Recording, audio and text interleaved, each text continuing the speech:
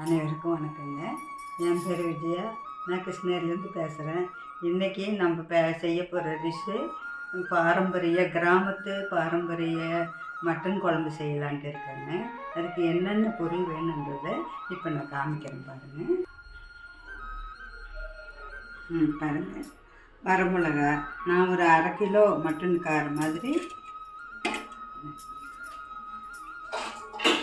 1/2 kilo mutton கார மாதிரி இதில் மிளகா இதெல்லாம் வச்சுருக்கேன் பாருங்கள். மிளகா ஒரு 10-15 காய் இருக்குதுங்க. ஏன்னா இது காரம் கம்மியாக இருக்கிறதுனால நான் இந்த அளவுக்கு போட்டுக்கோங்க. உங்கள் காரம் கம்மியாக வேணும், நல்ல காரமாக இருக்கிற மிளகானா கம்மியாக வச்சுக்கோங்க. தனியா 2 ஸ்பூனுங்க. வெங்காயம் இருக்காக ஒரு 100 கிராம் 150 கிராம் இருக்கும். 2 கட்டி பூண்டு, ஒரு கட்டி பாருங்கள் இஞ்சி, கசகசா ஒரு 1/2 ஸ்பூனு, ஒரு ஸ்பூன் 1/2 ஸ்பூன் இருக்கும் இதுங்க, சோம்பு, பட்டை 2 பட்டை, லவங்கம் ஒரு 10 லவங்கம், அவ்வளோதாங்க. இதெல்லாம் போட்டு வறுக்கணுங்க. கொஞ்சம் எண்ணெய் விட்டு வறுக்கணும். இந்த கசகசா பொரிஞ்சதெல்லாம் எடுத்துடணுங்க. எல்லாம் இப்போ போட்டு நான் பாருங்கள் வறுத்து சாந்தா வச்சுருக்கேன். வறுத்து அரைச்சி வச்சுருக்கேன், சாந்தா அரைச்சி வச்சுருக்கேங்க. இது போட்டு செஞ்சு காமிக்கிறேங்க. இப்போ பாருங்கள், எல்லாம் குக்கரில் போட்டு அதெல்லாம் மிக்ஸ் பண்ணி கொஞ்சம் நேரம் குக்கர் வேணும். ஏன்னா பசங்க சாப்பிட்றதெல்லாம் கொஞ்சம் நல்லா வேகணுங்க, சாஃப்டாக இருக்கணும், அதுக்காக வைக்கிறேன். இல்லைன்னா கிராமத்து சமையலெல்லாம் நம்ம அப்படியே அடுப்பில் வச்சு மண் பானையில் வச்சு நம்ம சமைச்சா நல்லா இருக்குங்க. பாருங்கள், பாதி போடணும் போட்டாச்சுங்களா. இது மஞ்சத்தூள் ஒரு 1.5 ஸ்பூன் இருக்குதுங்க. ஸ்பூனு ஏன்னா கொஞ்சம் சேர்த்து போட்டால் தான் உங்களுக்கு அந்த ஸ்மெல் வராமல் இருக்குது. உப்புங்க, உப்பு கொஞ்சம் போட்டு பாருங்கள். உப்பு போட்டு இப்போ எல்லாம் கலந்து வச்சிடணுங்க.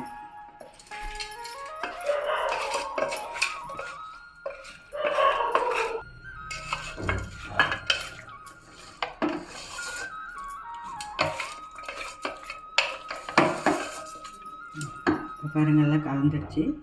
மேலே வச்சு ஒரு 2-3 விசில் விட்டுறேங்க. விசில் விட்டுட்டு அப்புறமா நான் எடுத்து தாளித்து விட்றத காமிக்கிறேனுங்க. வெந்து போயிருக்கு, நல்லா வெந்து போச்சு. 4 விசில் விட்டுறது நல்லா வெந்து போச்சு, சாஃப்டாக இருக்குது. இது தாளிக்கிறது எப்படின்றது காமிக்கிறேன். அதுக்கு 2 ஸ்பூன் எண்ணெய் காஞ்சதுன்னா காயிட்டுங்க.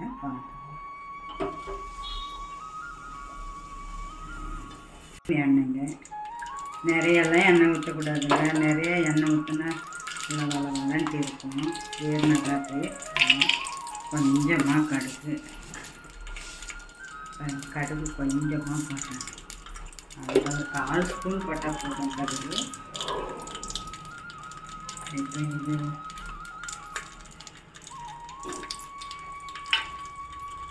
கடுகு பொரியுது.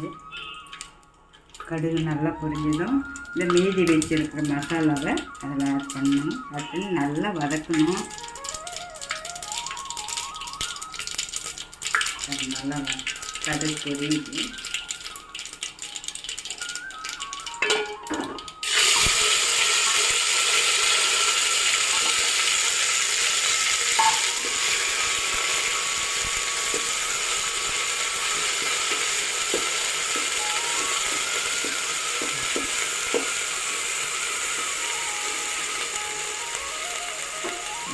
கருவேப்பிலை 2 கொத்து கருவேப்பிலை,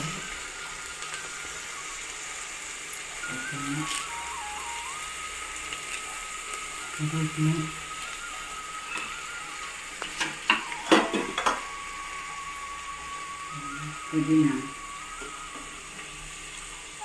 கொஞ்சமாக போடணுங்க. எது போட்டாலும் நிறையெல்லாம் போடக்கூடாது. நிறைய போட்டால் அதனுடைய ஸ்மெல் தான் வருமே தவிர நம்ம செய்யறதுடைய கிரேவி ஸ்மெல் வராது.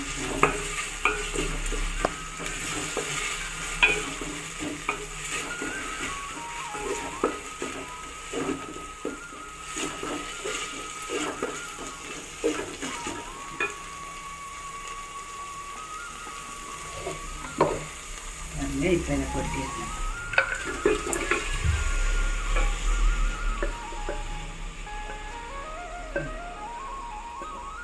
நல்லா நல்லா இது கிளறணுங்க, நல்லா இது வரணும்.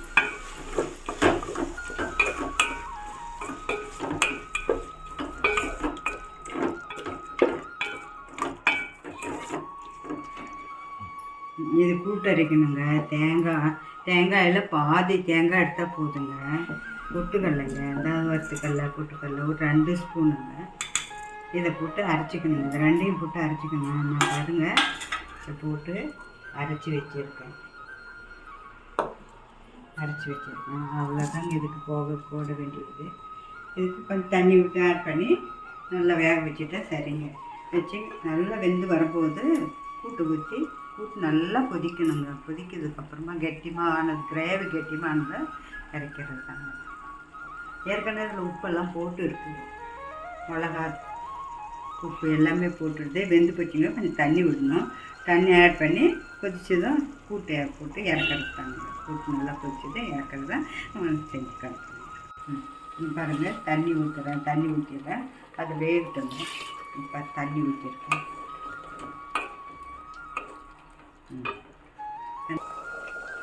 பாருங்கள் வெந்துடுச்சு.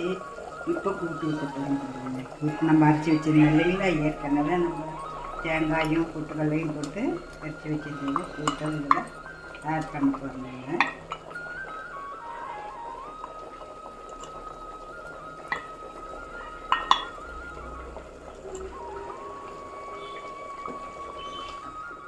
பாருங்கள் குழம்பு கெட்டியமாயிடுச்சு. அழகாக இருக்குது கலரும். வாசனை செம்ம வாசனையாக இருக்குது. சாப்பிடணும்.